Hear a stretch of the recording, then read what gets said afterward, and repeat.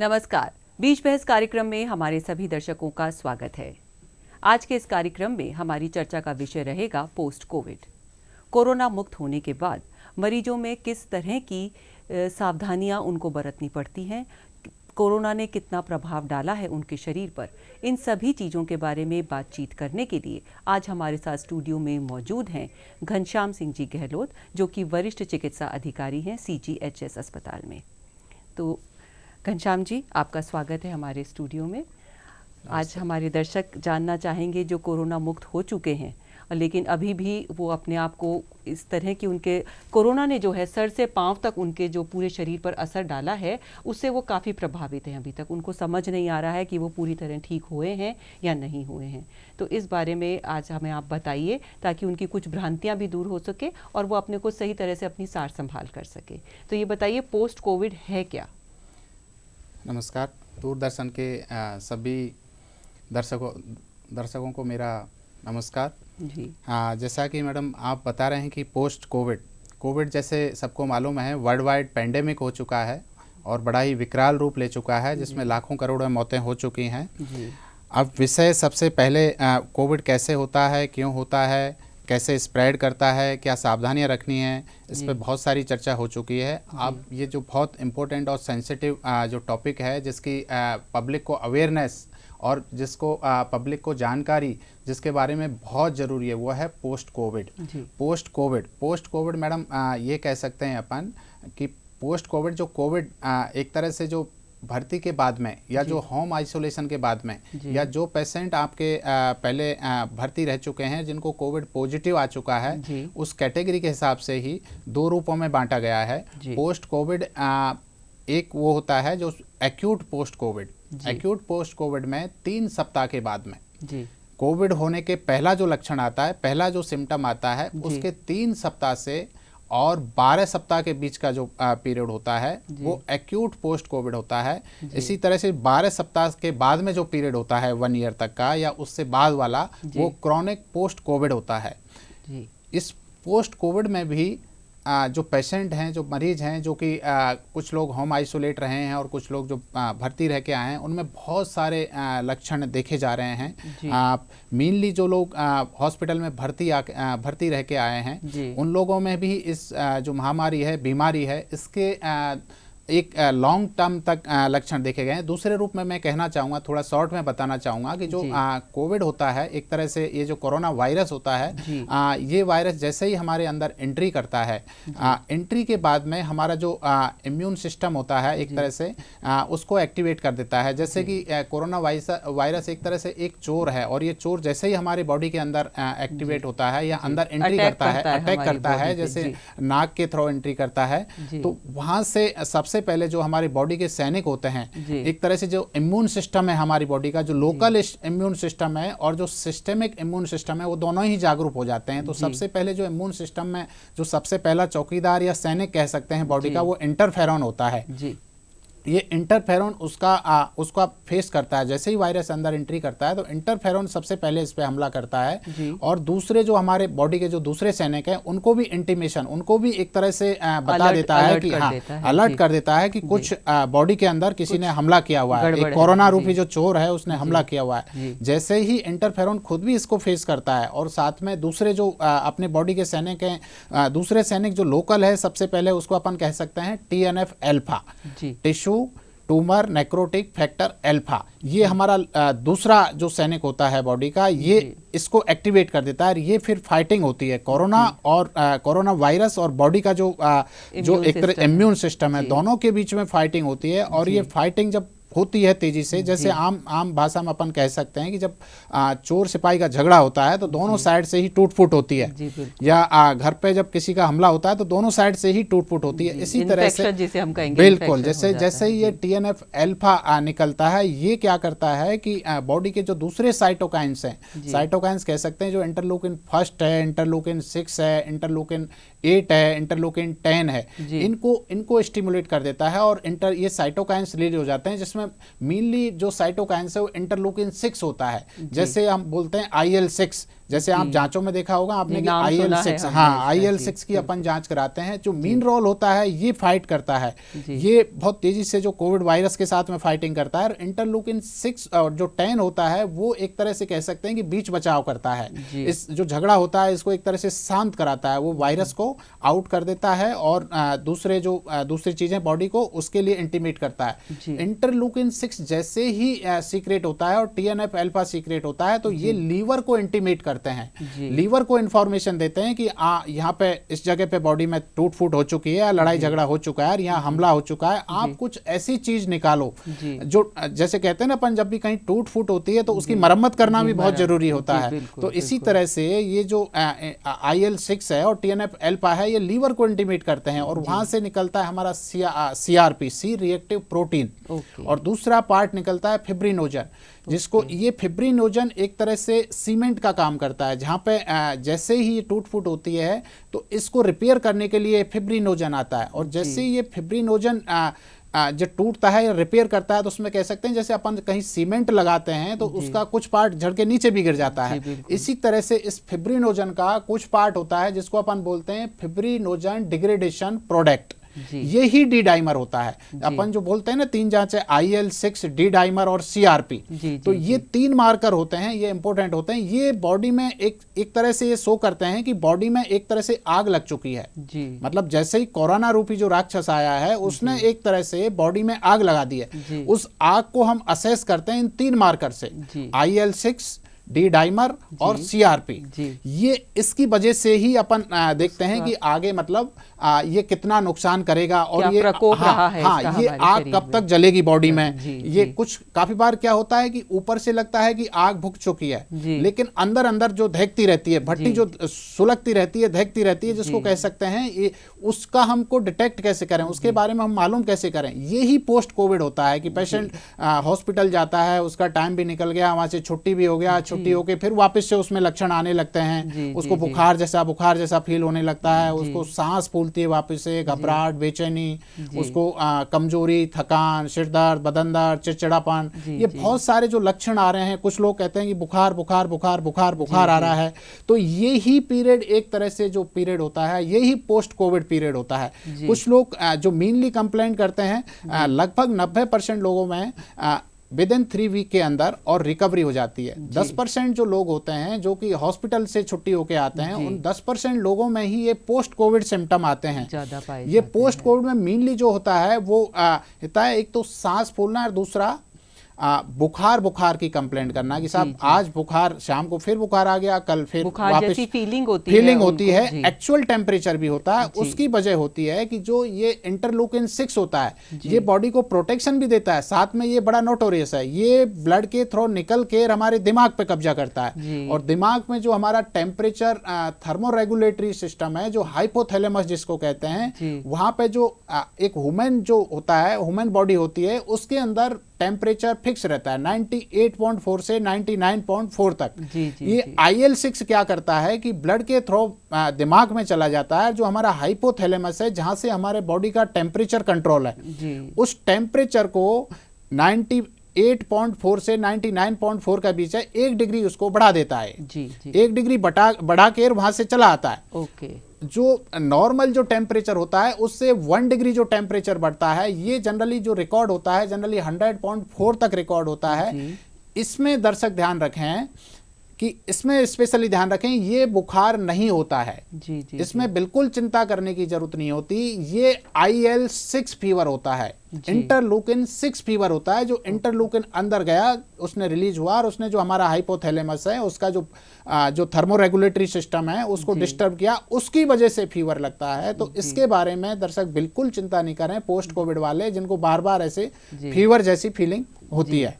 इसमें कई बार मरीजों को ये भी शिकायत करते सुना गया है कि उनका दिमाग जो है वो पूरी तरह फोकस नहीं कर पा रहे हैं, कुछ उनके फॉग सा रहता है, ब्रेन फॉग का भी हम नाम सुन रहे हैं, वो चीज़ों को क्लियरली समझ नहीं पाते हैं, थोड़ी सोचने की भी उनकी क्षमता भी प्रभावित होती है। ऐसे कई मैंने पर्सनली तौर पे देखे हैं, तो इसको आप क्या बताएंगे इसकी? बहुत अच्छा मैडम, ये एक तरह से कह सकते हैं कि एक टर्मिनोलॉजी आई है पोस्ट कोविड के बाद में, ब्रेन फॉग। जी। ब्रेन फॉग क्या होता है कि जो हमारा एक तरह से जो रिकॉग्निशन जो कोग्निटिव फंक्शन होता है, कोग्निटिव फंक्शन मतलब एक जो इंटरेक्शन होता है, एक जो एक तरह से हम हर चीज को जैसे पहचानते हैं, कैलकुलेशन करते हैं, जो सटीक जवाब देते हैं हर चीज का, यही कोग्निशन फंक्शन होता है। जैसे आदमी हर चीज का कोई भी अपने पास में आंसर होता है, जैसे बात करते हैं तो कम्युनिकेशन बिल्कुल प्रॉपर होता है। ब्रेन फॉग में क्या होता है कि आदमी पोस्ट कोविड वाले कुछ लोग ऐसे देखे जा रहे हैं कि उनका जो कॉग्निशन फंक्शन है, जो उनकी कम्युनिकेशन स्किल है, वो चली गई है। या तो वो जैसे कैलकुलेशन में 2 और 2 5 बोल रहे हैं, या 5 और 5 15 बोल रहे हैं, डिले भी हो रहा है, डिले हो रहे हैं कम्युनिकेशन, हाँ बिल्कुल उनका ये चेंज हो गया है। तो इसका एक बड़ा रीजन है, अभी इसकी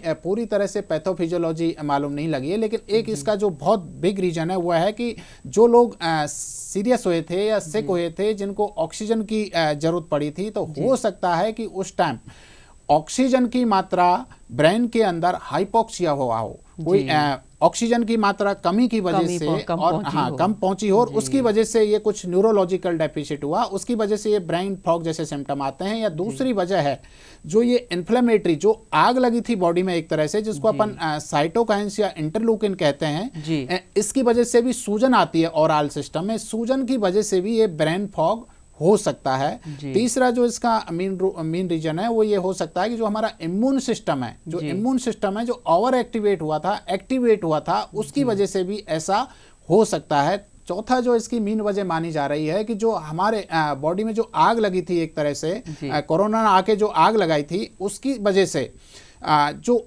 एक क्लॉटिंग, जो एक कह सकते हैं कि जो ब्लड की विस्कोसिटी है वो बढ़ जाती है, उसकी क्लॉटिंग कैपेसिटी बढ़ जाती है। तो उस क्लॉटिंग कैपेसिटी की वजह से ही बहुत बारीक नसों पे इम्पैक्ट आकर के इस तरह से ब्रेन फॉग जैसे सिम्टम आ सकते हैं। इस न्यूरोलॉजिकल में इसके साथ साथ दूसरे सिम्टम जो मेन रूप से देखे जा रहे हैं वो एक हेडेक है, डिजीनेस है, चिड़चिड़ापन है, जिसमें ये कह सकते हैं कुछ लोगों में जो एंजाइटी और ये बहुत सारी चीजें देखी जा सकती हैं। कॉग्निटिव फंक्शन जो ब्रेन फॉग है उसके बारे में बिल्कुल चिंता करने की जरूरत नहीं है। इसमें ऐसा देखा गया है कि जिन लोगों में ये दिखाई दिया है उन लोगों में लगभग 3 से 3 महीने में ये बिल्कुल रिकवरी हो चुका है। जी बिल्कुल। बुजुर्गों पे इसका कितना असर पाया है आपने? पोस्ट कोविड के बुजुर्गों के क्या लक्षण होते हैं मेन? बुजुर्गों में देखा गया है मैडम, तो बुजुर्गों में इसका बहुत नेगेटिव इम्पैक्ट आया है। एक तो जो इसका जो हमारा रिस्क ग्रुप है वो मेनली है +60 वाले रहते हैं, 60 साल से ज़्यादा, और जिनको मल्टीपल डिजीज हैं, जैसे ब्लड प्रेशर है, शुगर है, हार्ट की तकलीफ है, जिनको फेफड़ों की तकलीफ है, अस्थमा है, COPD है, जिनकी ओल्ड एज है, जो ओबेसिटी है, जिनको कैंसर या ऐसी गंभीर बीमारी है, उन लोगों में इसके ज़्यादा इम्पैक्ट देखा गया। लेकिन बुजुर्गों में देखा गया है तो इसके जिन लोगों को बीमारी हुई है या जिन लोगों को बीमारी नहीं हुई है, उसका एक बहुत बड़ा फियर है। मेनली ये कह सकते हैं जिनको माइल्ड, जिनको अगर माइल्ड डिजीज भी है, जिनको अगर थोड़ी डिजीज भी रही है, जो होम आइसोलेटेड रहे हैं, उन लोगों में भी इसके बहुत ज्यादा जो ओल्ड एज है उनमें मेनली है न्यूट्रिशन बहुत ज्यादा उनके अंदर बैठ गया कि हमें हो ना जाए, और उसकी वजह से जो उनको आइसोलेट कर देते हैं, घर में किसी से मिलने नहीं दिया जा रहा, वो जो अकेलापन और डर बढ़ा, उसकी वजह से भी काफी उनके दिमाग पे असर होता है। मेनली इस कोविड से क्या होता है कि ये भी एक दूसरे जो आम वायरस हैं उसी की तरह है। तो इसमें क्या होता है कि आदमी की भूख चली जाती है, स्पेशली जो ओल्ड एज वाले हैं वो 2-2 3-3 सप्ताह तक उनका बहुत कम खाना लेते हैं और खाने का मन नहीं करता है, हाथ पैरों में दर्द भी इसकी वजह से होता है, और भूख नहीं लगती है मेनली। तो उससे न्यूट्रिशन हमारा अफेक्ट होता है। न्यूट्रिशन में खान पीन ठीक से नहीं लेंगे तो कमजोर होता जाएगा आदमी। दूसरा जो बुजुर्गों में देखा गया है कि ये जो वायरस होता है पोस्ट कोविड वायरस में, जो बड़े जोड़ और छोटे जोड़ दोनों जोड़ों में भी रिएक्शनरी आर्थराइटिस देखा गया है। जैसे कि अपन कह सकते हैं कि जैसे गठिया होता है, गठिया जैसे भी छोटे जोड़ों में इसका इम्पैक्ट देखा गया है। बड़े जोड़ होते हैं उनमें भी इसका इम्पैक्ट देखा गया है, जिससे हिलने बिलने चलने डुलने में भी बहुत परेशानी आती है। इसकी वजह है जो बॉडी का इम्यून सिस्टम या बॉडी में जो आग लगी थी एक तरह से, जिसको कह सकते हैं जो इन्फ्लेमेशन है, जो बॉडी के अंदर सूजन है, उससे हमारे जो जॉइंट हैं छोटे बड़े उनमें इम्पैक्ट पड़ा है। और उस जॉइंटों के इम्पैक्ट की वजह से जो जॉइंटों में इम्पैक्ट पड़ा है उसकी वजह से जो लाइफ स्टाइल है, चलना फिरना घूमना, वो सब बंद हो गया है। बुजुर्गों में जो मेनली दूसरा देखा गया है कि कोविड के डर की वजह से जो सोशल कम्युनिकेशन होता है, जो लोगों से जैसे सपोज कोई 60+ में पहले कोविड से पहले वो 5 लोगों से मिलता था, घूमता था, उनसे बात करता था, उनके साथ रहता था, वो सब कुछ उनका डिस्टेंस हो गया एक तरह से, वो होम आइसोलेट हो गए एक तरह से, और एक इनसिक्योरिटी हो गई है। तो ऐसे लोगों को मैं कहना चाहूंगा कि जो लोग इस तरह से हैं, जो लोग में एंजाइटी, चिड़चिड़ापन, जिनको एक तरह से इनसिक्योरिटी फील होती है, डिप्रेसिव जिनका मूड है, डिप्रेशन में काफी लोग बुजुर्ग जो है वो लोग अपने सर्किल में सब लोगों से इलेक्ट्रॉनिक मीडिया से, व्हाट्सएप से या टेलीफोनिकली या इंस्टाग्राम से या ट्विटर से वो बात करते रहे अपने लोगों से, उनसे किसी ना किसी तरह संबंध बनाए रखें और नेगेटिव न्यूज बिल्कुल नहीं देखें। जो भी नेगेटिव न्यूज होती हैं कोविड के बारे में, जो भी फियर वाली नेगेटिव न्यूज होती हैं, उनके बारे में बिल्कुल नहीं देखें। अपनी ईटिंग हैबिट्स, खान पीन का बहुत ज्यादा ध्यान रखें। खान पीन में स्पेशली इजी डाइजेस्टिबल डाइट होनी चाहिए, जो इजीली डाइजेस्ट हो जाए। टुकड़ों में खाएं, थोड़े थोड़े टुकड़ों में, हल्का खाना खाएं। हाँ, उसमें मेनली जो है आपका जो एक तरह से कह सकते हैं कि जो मल्टीविटामिन्स और मिनरल्स वाली डाइट है, इसमें कह सकते हैं जो कलर्ड फ्रूट्स हैं वो प्रचुर मात्रा में लें, खूब अच्छी तरह से पानी पिएं, और बिल्कुल हाई प्रोटीन डाइट लें अच्छी तरह से, और डेली जितनी एक्टिविटी कर सकते हैं आप, योगा, व्यायाम, प्राणायाम, मेडिटेशन, श्वसन संबंधी जितनी भी एक्सरसाइज है, अपने घर पे ही श्वसन संबंधी एक्सरसाइज, डीप ब्रीथ एक्सरसाइज कर सकते हैं। तो ये डेली अपनी एक्सरसाइज करें। पोस्ट कोविड वाले जो लोग हैं, जितने भी लोग हैं, वो 3 चीजों का हमेशा ध्यान रखें। उनके अपने एक तो टेम्परेचर देखते रहें आराम से। अगर उनको हाई ग्रेड फीवर आ रहा है 100.4 जैसे मैंने बताया था, IL-6 फीवर आ रहा है, इससे कोई चिंता की बात नहीं है, लेकिन इससे ज्यादा फीवर आता है तो उसका ध्यान रखें। ऑक्सीजन का स्पेशली ध्यान रखें। ऑक्सीजन उनकी 94% या इससे कम नहीं होनी चाहिए। तीसरा, ब्लड प्रेशर अपने घर पे इंस्ट्रूमेंट लगभग सबके ही होता है, तो ब्लड प्रेशर का इक्विपमेंट भी इक्विपमेंट से ब्लड प्रेशर भी अपना चेक कराते। किसी तरह की कोई भी परेशानी है तो फर्स्ट कोविड पोस्ट कोविड में पहली विजिट 7 दिन में अपने डॉक्टर से करें, दूसरी विजिट 2 सप्ताह में अपने डॉक्टर से कर सकते हैं। जिनमें सिम्टम है, जिनमें लक्षण है, जिनमें परेशानी है, हर किसी को विजिट करने की जरूरत नहीं है। यहाँ पे डॉक्टर साहब मैं ये पूछना चाहूंगी कि क्या महिलाओं और पुरुषों में कोई लक्षण में या पोस्ट कोविड के अंदर कोई फर्क है ऐसा, या ज्यादा असर या कम किसी का फर्क पड़ा है महिलाओं और पुरुषों के अंदर? हाँ, इसमें जो मेनली देखा गया है, महिला और पुरुषों का अपन बोले हैं तो मेनली जो मेंस्ट्रुअल पीरियड होता है उस टाइम जो मीन है वो देखा गया है महिलाओं में। मेनली जब तक जो मेंस्ट्रुअल साइकिल अपनी आती है, महिलाओं की आती है, तब तक ये इसका इम्पैक्ट बहुत कम देखा गया है। और जिनमें मेंस्ट्रुअल साइकिल रहती है उस टाइम इनमें मॉर्टेलिटी बहुत और न के बराबर देखी गई है, और उसका इम्पैक्ट भी बहुत ही कम रहा है। और जिस टाइम मेंस्ट्रुअल पीरियड रहता है उस टाइम कह सकते हैं कि जो अगर किसी को बुखार आ रहा है और पीरियड आ गया तो उस टाइम बुखार उसका चला जाएगा जब तक पीरियड रहेगा। तो ये कह सकते हैं जो मेंस्ट्रुअल पीरियड है जो फीमेल्स में या वुमेन्स में, वो बहुत प्रोटेक्टिव है इस कोविड के प्रति। ये काफी अच्छी जानकारी दी आपने जी। ठीक है, अब हम बात करते हैं बच्चों की। बच्चों में इसका कुछ खास असर, कितनी सीवियरिटी रहती है? लाइक मैडम जैसे अपन कह सकते हैं कि पोस्ट कोविड में जनरली जो बच्चे होते हैं 12 साल से कम के बच्चे होते हैं उसमें न के बराबर कोई सिम्टम आते हैं, अदरवाइज बच्चों में इसके इम्पैक्ट नहीं देखने को मिलते हैं। 60 साल के कम के जो रहते हैं उनमें भी कम लक्षण देखने को मिलते हैं। मेनली जो लक्षण हमको दिखाई देते हैं वो एक रेस्पिरेटरी सिस्टम है, उसका बहुत ही ध्यान रखना होता है। सबसे ज्यादा इसका असर मेरे ख्याल से श्वसन तंत्र के ऊपर पड़ता है। हाँ बिल्कुल, एग्जैक्टली मैडम। ये जो हमारा श्वसन तंत्र है उस पर इसका असर होने का मेन रीजन है कि जो AC2 रिसेप्टर होता है, और AC2 रिसेप्टर से ही आके ये वायरस अटैच होता है। और जो AC2 रिसेप्टर है वो हमारे फेफड़ों में बहुत प्रचुर मात्रा में पाया जाता है, मिलता है, इसलिए सबसे ज्यादा ये अपना इम्पैक्ट फेफड़ों पर ही छोड़ता है। और फेफड़ों में जैसे ही ये इम्पैक्ट करता है तो इसमें 2 चीज जो मेन है वो अफेक्ट होती हैं। वो होता है एक तो हमारा जो ऑक्सीजन अंदर आती है और ऑक्सीजन अंदर जाके ब्लड में चली जाती है फेफड़ों से, और ब्लड से जो कार्बन डाइऑक्साइड आता है वो बाहर निकल जाता है। तो जो वो डिफ्यूजन वाली जो जहाँ पे ऑक्सीजन डिफ्यूज होता है वो एरिया को ये मिसमैच कर देता है। ये कह सकते हैं कि अपन ने जैसे पहले ही बताया था, जो आग लगी थी बॉडी के अंदर, उसने जो तोड़ फोड़ हुई थी, उस तोड़ फोड़ में जो जहाँ से ऑक्सीजन जाती है वो सब चीजें ब्रेक हो जाती हैं। ब्रेक होने से की वजह से वहाँ ऑक्सीजन बहुत कम मात्रा में जा पाती है, इसलिए कुछ लोगों की पोस्ट कोविड में ऑक्सीजन की मात्रा कम हो जाती है। दूसरे रूप में ये कह सकते हैं कि जब भी अंदर जो तोड़ फोड़ हुई थी वायरस और बॉडी का इम्यून सिस्टम के बीच में, उसमें उस तोड़ फोड़ में एक तरह से जो कचरा बना था, जो ब्लड के अंदर कचरा बना था, उस कचरे की वजह से ब्लड की जो विस्कोसिटी है, जो ब्लड की जो एक तरह से जो गाढ़ापन है वो बढ़ गया। इसलिए कह सकते हैं कि कुछ लोगों में इसकी वजह से ब्लड के जो क्लॉटिंग है वो स्टार्ट हो गई है, जो ब्लड की क्लॉटिंग है वो बढ़ गई है। ये हम जो जैसे दो तीन मार्कर मैंने बताए थे, जो आग लगने वाले, जो सूजन वाले हैं, जो सीआरपी है, ईएसआर है, फेरिटिन है, डी-डाइमर है और एलडीएच है, इसको देख के हम डिसाइड करते हैं कि इसका खून पतला ज्यादा है या इसको ऑक्सीजन की कमी है। ये इसको देख के मेनली डिसाइड किया जाता है। सीटी वैल्यू क्या होती है, ये भी हमारे काफी सुनने में आता है। सीटी वैल्यू किसको कहेंगे? हाँ, सीटी वैल्यू अपन कह सकते हैं कि सीटी वैल्यू एक तरह से ये कह सकते हैं कि जो अपना फेफड़ा है या शरीर है, एक तरह से 35 एक मंजिला इमारत है जी। और उसमें सीटी वैल्यू हम एक जैसे इसको हम ये डिटेक्ट करते हैं कि ये कितना ज़्यादा वायरस है, वायरस हमारे अंदर कितना ज़्यादा वायरस है।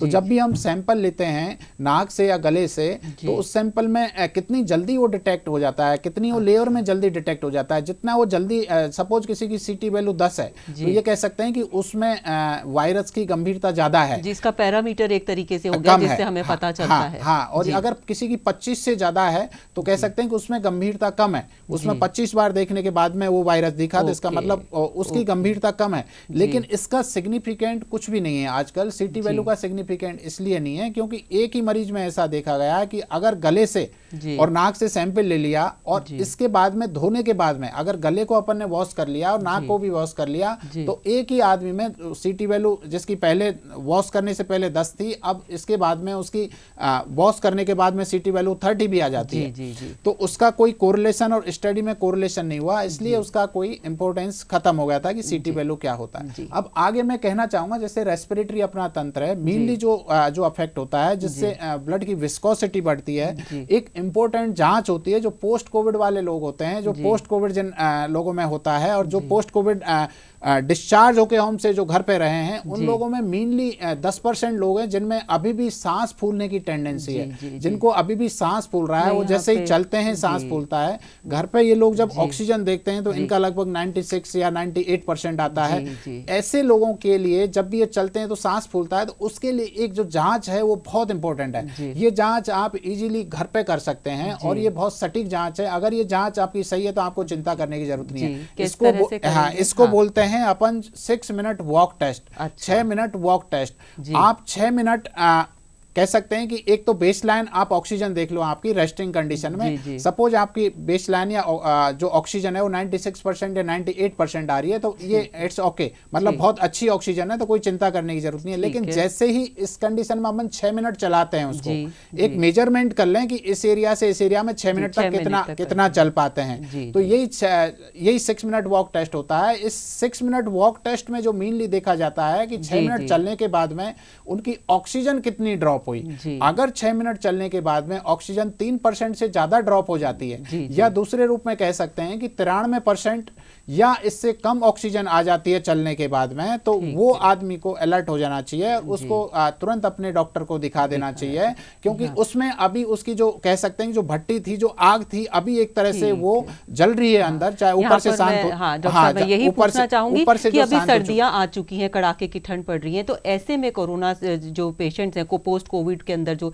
डील कर रहे हैं, उनको क्या खास सावधानियां बरतनी चाहिए सर्दी को देखते हुए, और अपने भोजन संबंधी क्या खास पोस्ट कोविड में मैं यही कहना चाहूंगा कि कोई चिंता की बात नहीं है, घबराने की बात नहीं है। नियमित अपनी जो दिनचर्या है उसको व्यवस्थित रखें, टाइम से सोएं, टाइम से खाएं।